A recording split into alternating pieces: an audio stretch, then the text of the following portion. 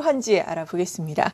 이 시간은 하이투자증권 이비즈니스팀의 이성호 부장과 함께합니다. 안녕하세요. 네, 안녕하세요. 네, 연휴를 새고 또 첫 거래일이 되겠는데요. 그동안 있었던 글로벌 변수들 어떤 것들이 있었는지 정리를 해보겠습니다. 화면으로 먼저 첫 번째 키워드 알아보겠습니다.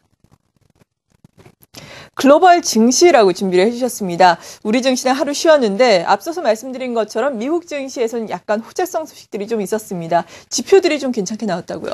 예, 그렇습니다. 뭐 별다리 그렇게 특별하게 주목할 만한 이슈는 없었습니다만 네. 지난 금요일 날 미국의 무역 수지 적자가 예상보다 상당히 작았다라는 것들, 그런데다가 기업들의 실적 호조가 이어지면서 다우지수가 장중에 14,000선을 넘어섰었고요. 나스닥 지수도 종가 기준으로 3,200선에 육박하면서 지금 12년 만에 최고치를 기록을 했습니다.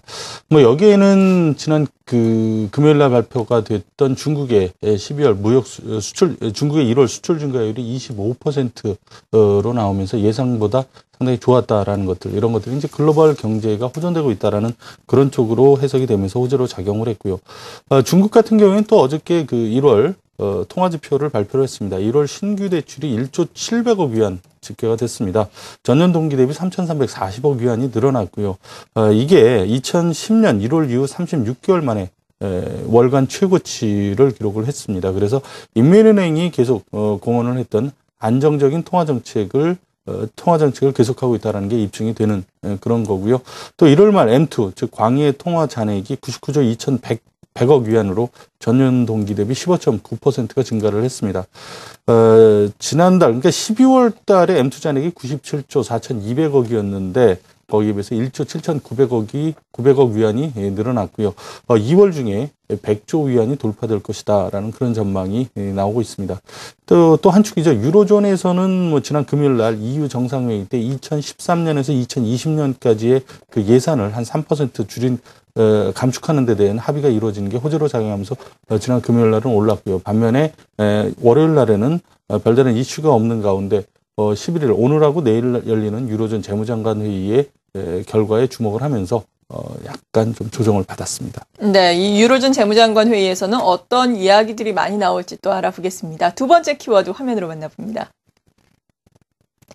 엔화라고 준비를 하셨습니다. 최근에 달러화에 대한 엔화 환율 계속해서 오름세를 나타내면서 95엔대에 육박을 하고 있습니다. 이런 가운데 앞서 말씀드린 이 EU의 재무장관 회담, 이 G20 재무장관 회의를 통해서도 이 환율 등 여러 가지 이슈가 강하게 또 논의가 될 것으로 보이는데요. 이러한 부분들을 어떻게 봐야 되겠습니까? 한동안 그 90엔대에서 엔화가 좀 주춤주춤 거리다가 이번은 4월 달에 임기가 만료가 되는 일본 중앙은행 총재 시라카와 마사키 총재가 사실 뭐 3주밖에 안 됩니다. 3주 네. 먼저 물러난다고 그래서 그게 이제 90엔대에서 지금 90엔대 중반까지 이렇게 급등세를 이어가고 있습니다. 지금 현재 94.2엔대에서 뭐 거래가 이루어지고 있는데요. 차기 일본은행 총재로 유력한 구로다 하루히코, 지금 현재 ADB 아시아개발은행 총재인데요. 이 사람이 이제 또 이제 엔화의 그 약세, 추가적인 약세에 대한 얘기를 했습니다. 엔화 약세는 자연스러운 흐름이고 조정이 더 이루어져야 한다라는 발언을 해서 추가로 좀 더 적극적인 양적 완화 가능성을 높였습니다. 더군다나 최근에 이 미국의 분위기도 이렇게 보면은 뭐 일본의 이 통화 정책에 대해서 별다른 그렇게 강한 압박을 하지 않고 있고요. 네. 유럽에서도 프랑스를 제외하고는 별다른 최근에 그 엔화 약세를 막기 위한 국제적인 공조를 얘기하는 데가 별로 없습니다. 또 지금 말씀하신 대로 이번 주 유로존 재무장관 회의라든가 G20 재무장관 회의가 있는데 여기서도 그 일본의 최근의 그 통화 정책, 즉 엔화 약세에 대해서 뭐 어느 정도 언급이 되겠지만 뭐 국제적인 공조를 이끌어내기는 상당히 좀 어려울 것으로 이렇게 봅니다. 그렇기 때문에 최근에 이 엔화 약세 분위기가 좀 더 이어질 수 있을 가능성이 높다라고 보고 있고요. 다만 이제 100엔대를 돌파하는 것은 일본 내에서도 지금 부정적인 기류가 어느 정도 좀 형성이 되고 있는 데다가 100엔대를 넘어가게 되면 국제적인 어떤 압박이 좀 더 커질 가능성이 높다라는 그런 측면에서 봤을 때 현실적으로 100엔이 금방 돌파되기는 어렵다라고 보고요. 그렇기 때문에 뭐 저는 뭐 상반기 좀 길게 보면은 올해 그 3분기까지는 엔화는 지금 현재 한 95엔대, 그러니까 90엔대 중후반 쪽에서 계속 움직일 가능성이 높고 100엔대를 확 돌파하기 좀 어렵다라고 보고 있습니다. 네, 엔화 약세 분위기는 계속될 것이다. 하지만 급격하게 상승하면서 100엔대까지 올라서기에는 쉽지 않은 환경이다라고 분석을 해주셨습니다. 엔화 약세는 아무튼 지속되면서 오늘 이 시각 현재 열리고 있는 일본의 니케이 지수 같은 경우에는 2.5%나 급등세를 나타내고 있다는 점 확인을 해보시기 바랍니다. 세 번째 키워드 알아보겠습니다. 바닥 확인입니다. 우리 증시 앞서 말씀드린 것처럼 일본의 니케이 지수만 하더라도 상당히 잘 가고 있는데 우리 증시는 정말 글로벌 증시와 좀 디커플링이 되면서 계속해서 좋지 않은 흐름을 나타내고 있는데요. 과연 바닥 확인을 하면서 좀 반등을 모색할 수 있을지, 키 맞추기를 할 수 있을지 어떻게 전망을 하세요?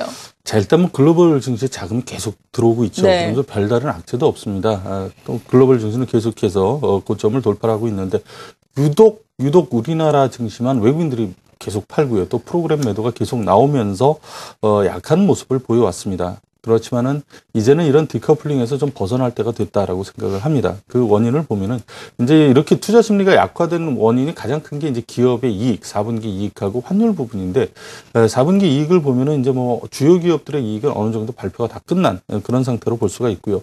또 기업의 이익이 좀 나쁘게 나오든 즉 어닝 쇼크가 나오더라도 주가에 이미 상당히 반영됐기 때문에 주가에 반영되는 폭이 상당히 미미하다라는 점을 들 수가 있고요. 그 다음에 이제 프로그램 매도 부분인데 이쪽이 지난 목요일부터 상당히 좀 적게 나오기 시작했습니다. 장중에 또 베이시스가 마이너스, 즉 백워데이션 상태가 됐음에도 불구하고 프로그램 매도가 그렇게 많이 나오지 않았다라는 것은 추가적인 매물이 나올 가능성이 그렇게 많지는 않다라고 볼 수가 있는 그런 부분이고요.